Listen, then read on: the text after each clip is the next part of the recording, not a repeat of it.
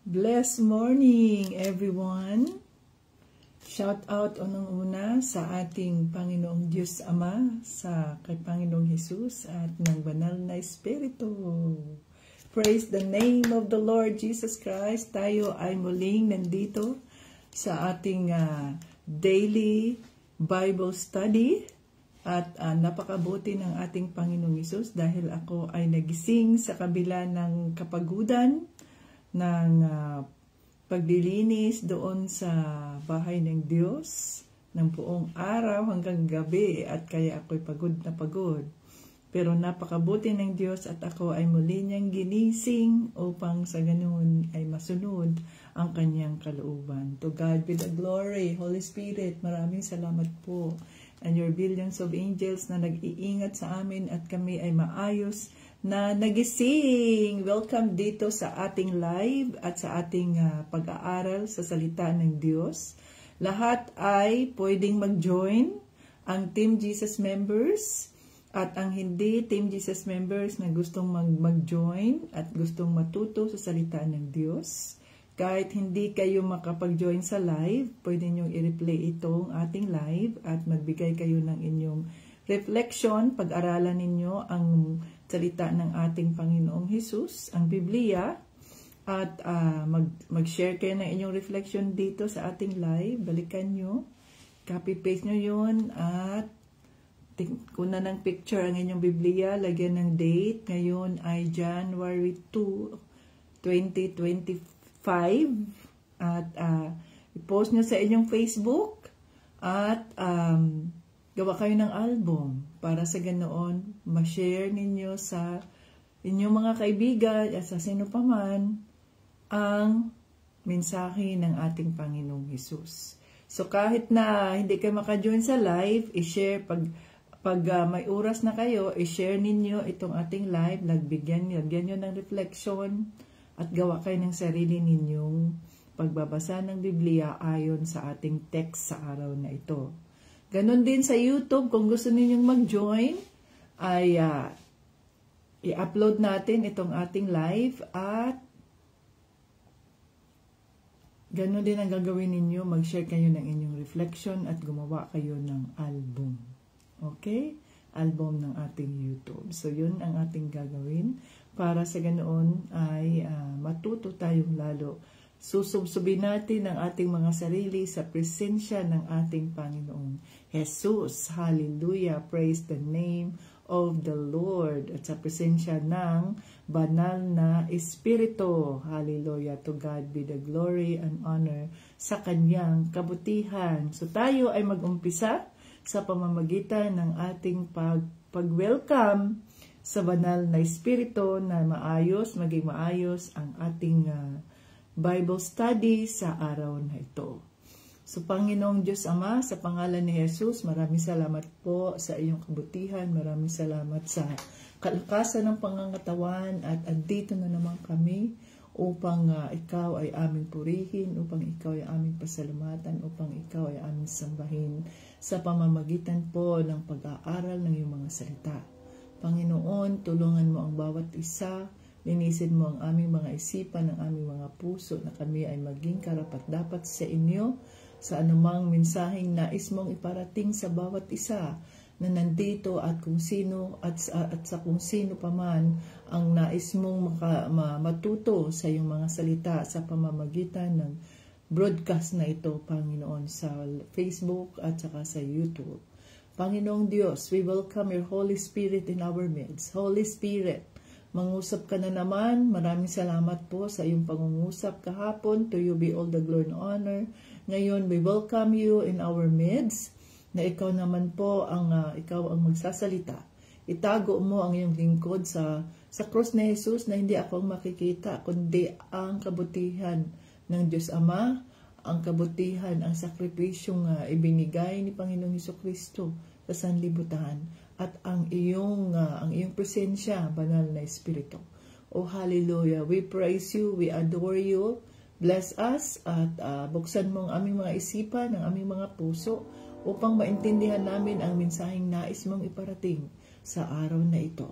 Sa pangalan ni Jesucristo. Amen! Welcome dito sa ating live Facebook viewers at saka YouTube viewers. Thank you, Jesus, sa panibagong umaga. Dito ay alas 6 ng umaga. Diyan sa inyo ay alas 8 ng gabi. Ayan. So, dito tayo sa ating mga Biblia. Nasanang inyong mga Biblia.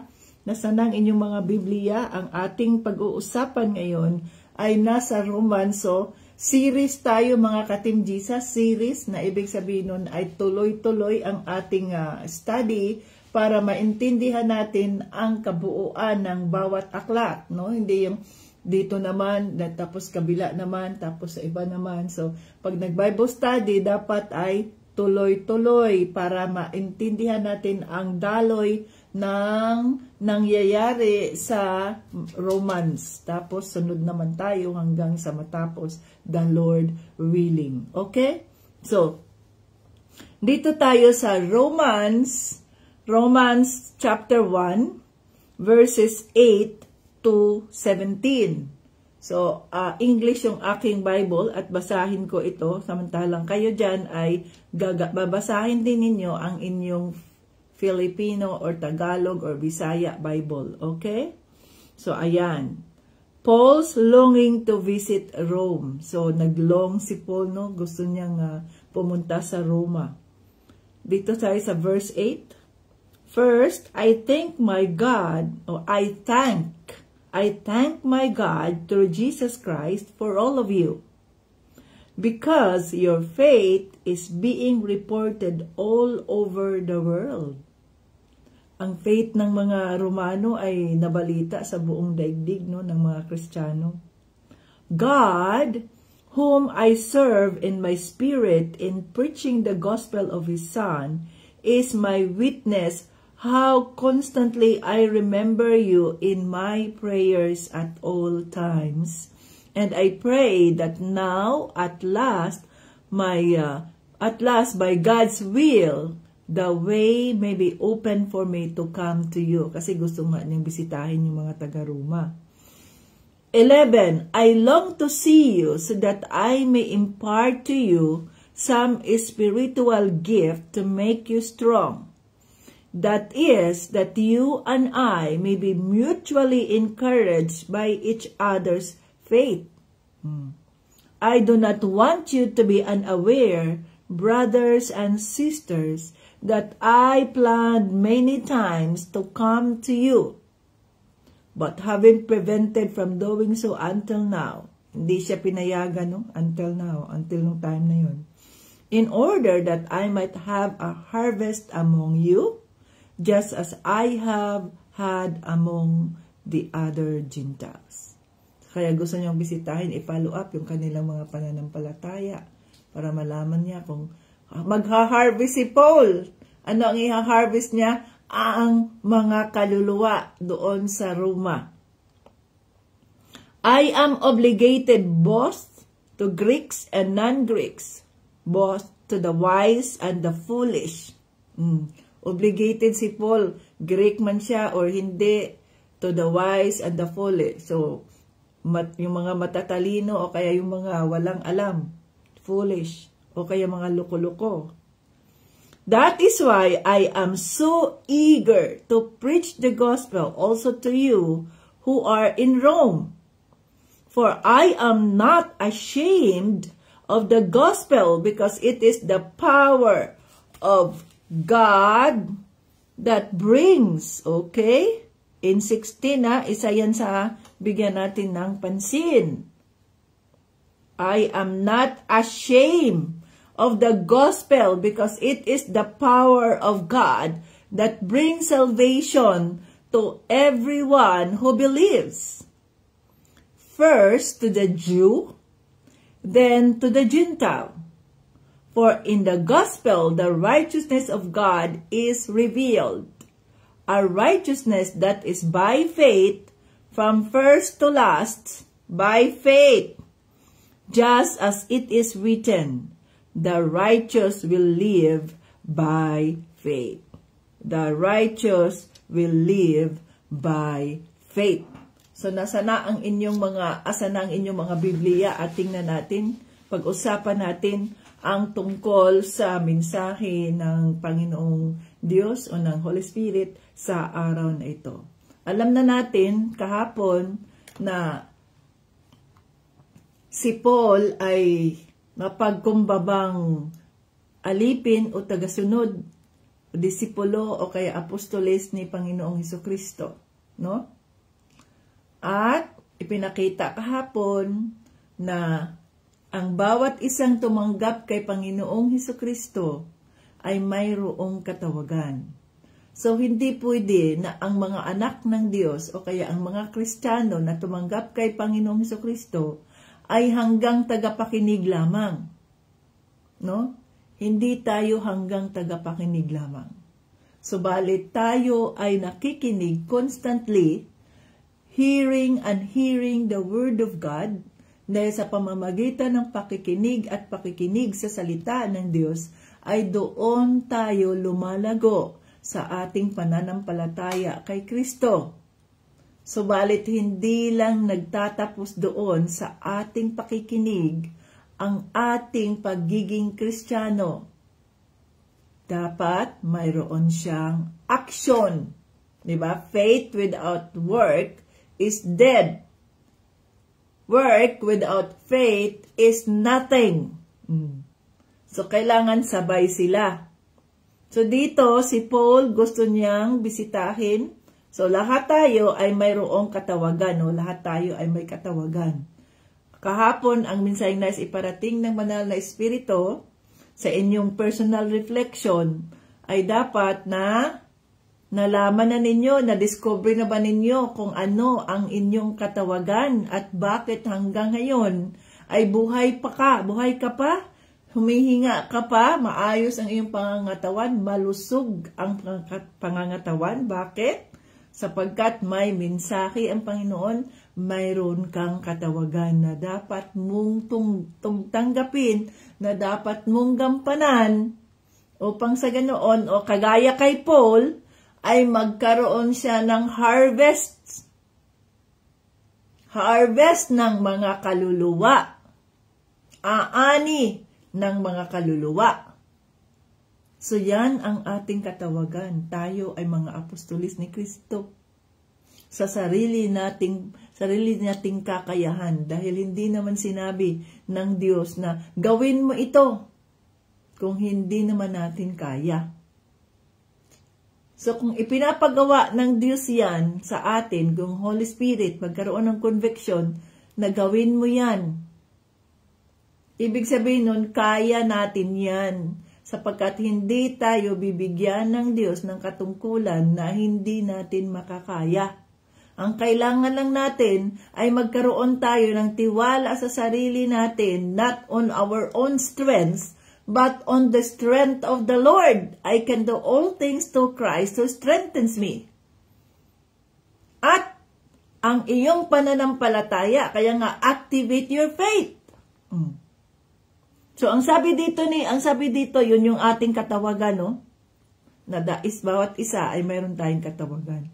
Dito naman sa Romans chapter 1 verses 8 to 17, ipinaliwanag ni Paul kung gaano siya nag-desire na mabisita yung mga kapatiran, yung mga Kristiyano doon sa Rome, at ipinarating niya mga letters kasi ito ni Paul doon sa mga Romano. Kung ipinarating din niya na sa bawat araw ay hindi siya nakakalimot na ipagdasal ang mga ito. So kaya nga, pray for each other. Pray for each other. Love one another. Yung mga ka-team natin, yung mga Kristiyano, love one another. So, ayan. No? Gusto niya na makilala o makita o mabisita itong mga nasa Roma sapagkat kailangan natin na magkaroon ng fellowship. So, fellowship. Fellowship, na ibig sabihin nun kagaya ng ginagawa natin, we do fellowship online, na kung saan I encourage you, you also encourage me. So, ang inyong pagdalo dito sa ating live ay nagbibigay sa akin ng motivation to continue kahit na gaano kalamig ngayon, malamig ngayon dito sa Houston. But praise the Lord Jesus Christ at tayo ay nagising at salamat sa Diyos at walang freezing ngayon. Salamat sa Diyos. Thank you Jesus. At walang snow dito sa Houston.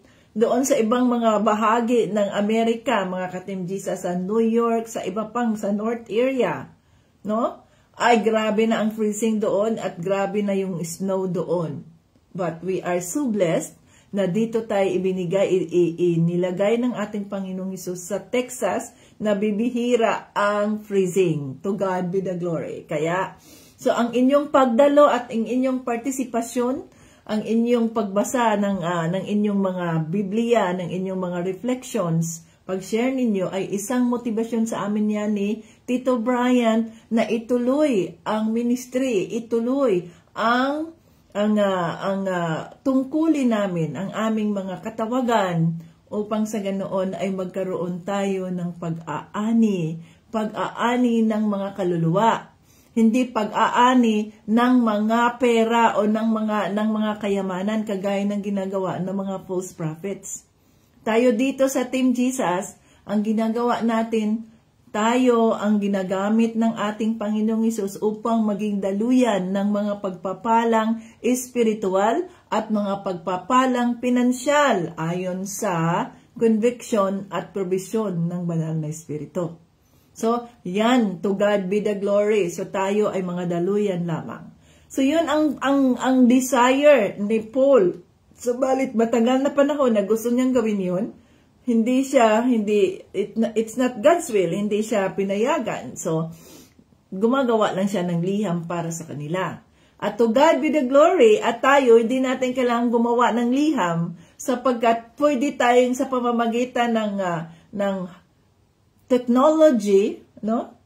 Ng mga technology na kung saan diniskobre, binigay ng Diyos na wisdom sa tao, ay kahit na ang layo natin sa isa't isa, ay parang magkasama na lang tayo na nakikipag-usap sa bawat isa. O, di ba? So, yan. So, ito si Paul, sa kanilang panahon, wala mang wifi, wala mang ganito. Kaya sa pamamagitan ng liham, ay naiuugnay niya ang kanyang sarili doon sa mga tagasunod ni Kristo. Okay? So, yan. Tingnan muna natin dito. Okay. So, sana, kaya lang si Paul ay di man makapunta. So, kaya yun ang ginagawa niya. Dali lang.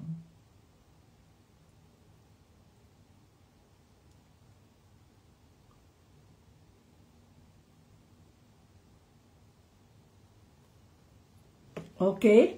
So, yun ang ginawa niya, gumawa siya ng liham. So, ano bang sinasabi ditong mensahe? Ang mga Kristiyano ay nangangailangan ng fellowship. Ibig sabihin nun, ng pagtipon-tipon kasi hindi tayo nabubuhay na mag-isa. Kailangan natin ng fellowship. Kailangan natin ng grupo. Kailangan natin ng encouragement. Encouraging one another in Christ.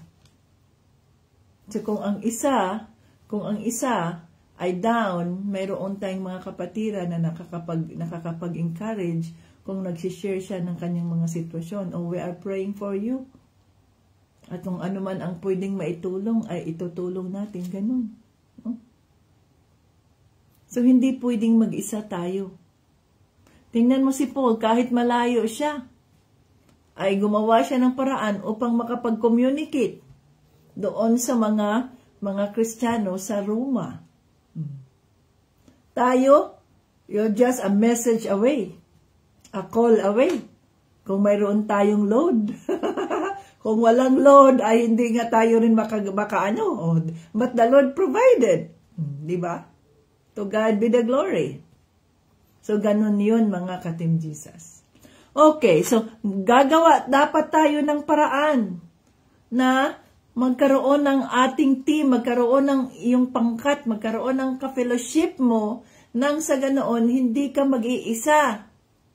Kaya, yung mga ka-team Jesus natin, no, kung kasama kayo sa team, huwag kayong mahiya na mag-share ng inyong mga sitwasyon sa team. Dahil nga, we are one body of Christ.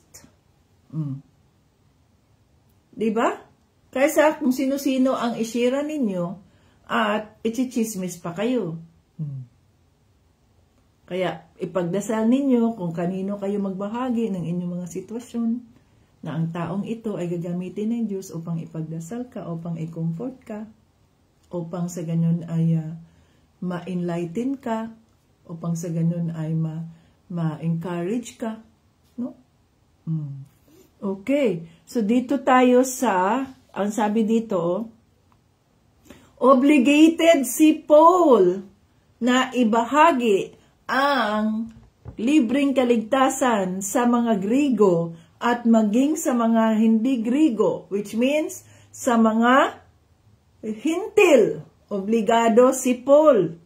Maging sa mga maalam o kaya magagaling matalino at sa mga mangmang. Obligado. Ibig sabihin nun, ang salita ng Diyos ay walang pinipili. Ang libreng kaligtasan na ibinigay ng Diyos Ama sa pamamagitan ng kanyang anak na si Jesucristo ay walang limitasyon. Walang pinipili. Kaya tayo na pinili ng ating Panginoong Hesus na magbahagi sa salita ng Diyos, walang pinipili. Everyone is welcome to join. Everyone is welcome to accept the Lord Jesus Christ as their Lord and Savior. Bakit? Ang kaligtasan na ibinahagi o ibinigay ng Diyos Ama sa John 3:16 ay libre para sa lahat. At ito ay personal. Personal ito, mga ka-Team Jesus. Personal. It's between you and the Lord Jesus Christ. It's not between you, the Lord Jesus Christ, and me. No. At ikaw na nagbahagi sa salita ng Diyos, no. Sino man ang nagbahagi ng salita ng Diyos at kung ang taong ito ay tumanggap kay Panginoong Hesukristo, tapos ka na dyan. Ipagdasal mo ang taong yan, pero ang relasyon na nabibuild up o mabibuild up ay dapat hindi ikaw at siya, kundi siya at si Panginoong Hesukristo. Si Panginoong Hesukristo. O nag-desire si Paul dito na magkaroon ng harvest at mapakita. Diba, naalala ninyo doon sa Acts na si Paul ay maraming mga ginawang himala. So gusto niyang mag-fellowship naman itong mga taga-Roma. At as the Holy Spirit leads him na magkaroon ng harvest na kung saan maipakita na naman ni Paul ang kapangyarihan ng ating Panginoong Hesukristo, ang kapangyarihan sa salita o sa pangalan ni Panginoong Hesukristo sa pamamagitan ng fellowship at kung sino man ang pupunta at kung sino man ang hihingi ng tulong at kung sino man ang mga may sakit na kung saan pwedeng mapagaling sa pamamagitan ng makapangyarihang pangalan ni Hesukristo. So sabi niya dito sa 16, for I am not ashamed. Kasi obligado siyang magbahagi sa salita ng Diyos, sa libreng kaligtasan, maging sa Grego o kaya sa hindi, maging sa matalino o kaya sa mga mangmang. Dahil hindi siya nahihiya of the gospel, because it is the power of God that brings salvation to everyone who believes. Hindi siya nahihiya na ibahagi ang salita ng Diyos, ang gospel, sa lahat. Dahil ito ang kapangyarihan ng Diyos na makapagdala ng kaligtasan sa bawat isa sa mga maniniwala nito. Hallelujah! Una, sabi niya dito sa 17, sabi dito, first for the Jew, then to the Gentile. Una, sa mga Hudyo. At sunod ay sa mga Hintil. Tayo ang mga Hintil. For in the gospel, the righteousness of God is revealed, a righteousness that is by faith from first to last, just as it is written, the righteous will live by faith. So sa pamamagitan ng salita ng Diyos, ang katuwiran ng ating Panginoong Diyos Ama ay ipinapahayag sa pamamagitan ng ating pananampalataya, kahit hindi natin nakikita ang mga himalang ginawa ni Panginoong Hesukristo doon sa Matthew, Mark, Luke, John, at ang mga himalang ginawa ni Pedro, no? Ang mga himalang ginawa ng banal na Espiritu sa pamamagitan ng buhay ni Pedro, buhay ni Pablo, maging kay Pedro din, no? So, balit tayo ay naniniwala nito na makapangyarihan ang pangalan ni Jesus Christ. There is power in the name of the Lord Jesus Christ to break every chain, to heal the sick, to bless the poor. Yan mga ka-Team Jesus ang sinasabi. The righteous will live by faith. Ayan. So, ang mga matuwid ay mabubuhay o nabubuhay sa pamamagitan ng kanilang pananampalataya. Hallelujah. Praise the name of the Lord. So, ano ang mensaheng nais iparating ng banal na Espiritu dito sa atin? Una, ay hindi pwedeng tayo ay mag-isa. Kailangan natin ng fellowship. Kaya kailangan nating, kagaya ng ginagawa natin dito. So, mayroon tayong fellowship. So, you are welcome to join the Team Jesus membership.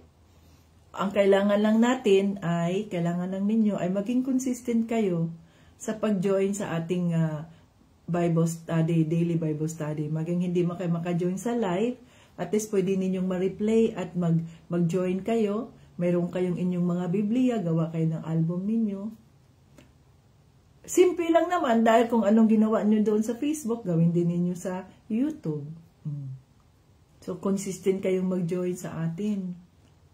Para maka-join kayo sa ating Team Jesus, doon sa group chat natin. At doon ay maibahagi ninyo ang sitwasyon ng mga buhay ninyo, maipag-pray natin. At kung as the Holy Spirit leads, ay kung gagamitin ang Team Jesus upang ibahagi ang tulungan kayo sa inyong sitwasyon financially, let it be. Sapagkat tayo ay mga instrumento lamang. The glory belongs to the Lord. The glory belongs to God Almighty in Jesus' name. So yan o, magkaroon ng fellowship. Ikalawa, anong sinasabi dito? Ang gospel ng Diyos, ang salita ng Diyos, ang libreng kaligtasan, ay hindi ibinabahagi lamang sa iilan, kundi ito ay para sa lahat. Maging sino ka man, hintil ka man, mayaman ka man, mahirap ka man, ano ka man, ganito, gano'n itsura mo, hindi mahalaga yun. Sapagkat ang tinitingnan ng ating Panginoong Hesukristo ay ang puso mo. Dahil ang hinahanap niya ay ang tunay na tagasamba, true worshipers. So, hindi niya tinitingnan kung anong damit mo, anong pamamahay mo, anong itsura mo, anong klaseng buhay meron ka. Ikaw ba'y kriminal? Ikaw ba'y matuwid? Ikaw ba'y mabuting tao? Hindi niya tinitingnan yun. Ang tinitingnan niya ang puso mo. Kung ikaw ba ay handang magsisi sa iyong mga kasalanan at tanggapin siya bilang iyong tagapagligtas at sundin ang kanyang kalooban sa buhay mo. So yan, ang gospel. Sapagkat, okay? Kapangatlo, si Paul, bilang apostolis ni Kristo, ay hindi siya nahihiya na ibahagi ang salita ng Diyos. Tayo rin ay hindi dapat tayo mahiya na ibahagi ang salita ng Diyos Dahil sapagkat yun ang ating katawagan, evangelism. We are all evangelists. Mga evangelist tayong lahat. Kailangan nating ibahagi ang salita ng Diyos as the Holy Spirit leads you. When the Holy Spirit said, speak, saka tayo magsalita. Hindi sa sarili nating kagalingan, kundi sa gabay ng banal na Espiritu. Ganon ang mga Kristiyano. No? So, hindi tayo mahihiya na ibahagi. Kaya nga nagkakaroon tayo ng pagbabahagi ng mga salita ng Diyos sa Facebook at sa YouTube. Sapagkat doon tayo tinatawag ng ating Panginoong Hesukristo. At ang mga pang-apat, ang mga mananampalataya ni Kristo ay nabubuhay sa pamamagitan ng pananampalataya. Kahit walang nakikitang ebidensya, subalit sa pamamagitan ng ating pagtayo ng ating pananampalataya at ang ating pakikipag-fellowship dito sa presensya ng Holy Spirit sa banal, sa salita ng Diyos, doon lumalago ang ating pananampalataya kay Kristo by hearing and hearing and hearing the Word of God and activating our faith in our daily life. Yan ang mensaheng nais iparating ng salita ng Diyos. Huwag tayong mahiya, sapagkat ang mga Kristiyano ay hindi man-pleasers. Ang mga Kristiyano ay walang ibang piniplease, walang ibang sinusunod, walang ibang sabihin natin, kasi gusto kong gawin to para ma-please ko. Sino ang gusto nating i-please? Sino ang gusto nating maparangalan? Sino ang gusto nating sabihan tayo na, well done, my good and faithful servant? Sino ang tao ba? No. Si Panginoong Hesus ang ating inaasahan na magsasabi sa atin, well done, my good and faithful servant. O see? So, kagaya ni Paul, tayo na tumanggap kay Kristo ay mga servant, mga alipin na sumusunod. Yes, my Lord. Let thy will be done. Yes, my Lord. Let thy will be done on earth as it is in heaven. Hallelujah. Kaya, naway napatatag ang inyong mga pananampalataya kay Kristo sa bawat araw na kayo ay nakakarinig sa salita ng Diyos at sa bawat araw na kayo ay nagbabasa at nag-aaral sa salita ng Diyos. So maaring may iba pang revelation na ibibigay ang ating Panginoon sa inyo diyan sa pagbabasa ninyo ng Romans chapter 1, 8 to 17. At yun ang ibahagi din ninyo sa inyong mga refleksyon dito sa ating live. At sa inyong Facebook, gawa kayo ng album ng inyong Bible at sa YouTube din. No? Nang sa ganoon ay darating ang panahon, ipagpapalain tayo ng ating Panginoong Hesus in His perfect time. Hanggang sa muli, sa magdasal tayo, Panginoong Hesukristo. Banal na Espiritu, maraming salamat po sa revelation na inyong ibinigay sa araw na ito. Maraming salamat sa mensaheng aming natutunan ngayon na nagpapatatag sa aming mga pananampalataya kay Kristo, na hindi kami mahihiya na isiwalat, na ibahagi ang iyong mga salita sa kahit na sino pa man as you direct as Holy Spirit, as you convict as Holy Spirit. Maraming salamat po. Aming dasal na itong aming mga natutunan sa araw na ito ay hindi po mawawala at magagamit namin sa pang-araw-araw naming pakikisalamuha sa aming kapwa, sa aming pamilya, maging sa aming mga trabaho. Bigyan mo po, pagpapalain mo po ang bawat isang mga nandito, Panginoong Hesukristo, at anuman po ang kanilang mga prayer requests, anuman po ang kanilang mga kahilingan, ikaw po ang ikaw ang sasagot nito, ikaw po ang magpapadala ng iyong mga instrumento, ng iyong mga anghel upang tugunan ang anumang mga prayer request ng mga kapatid, ng mga nandito, Panginoong Hesukristo. Maraming salamat po, ingatan mo ang bawat isa, at patuloy po kaming magsasamba sa iyo sa bawat minuto ng aming buhay. God bless. Hallelujah sa pangalan ni Jesus. Amen. Ayan! So, God bless everyone. So, yun lang ang ating gagawin. Matuto tayo sa salita ng Diyos. Mag-share tayo ng reflection. Balikan natin ang ating live. At mag-share tayo ng reflection. Gawa kayo dito sa inyong Bible. Ay mag-aral kayo. Balikan ninyo. Pag-aralan ninyo. Magkaroon kayo ng time of reflection. Okay? At i-share ninyo sa Facebook publicly. Gawa kayo ng inyong album. At i-share din ninyo sa YouTube ang inyong reflection. At ang Diyos ang magpapala sa ating lahat sa kanyang tamang panahon. Maraming salamat sa pag-join ninyo ngayong araw. Hanggang sa muli, Jesus loves us. God bless.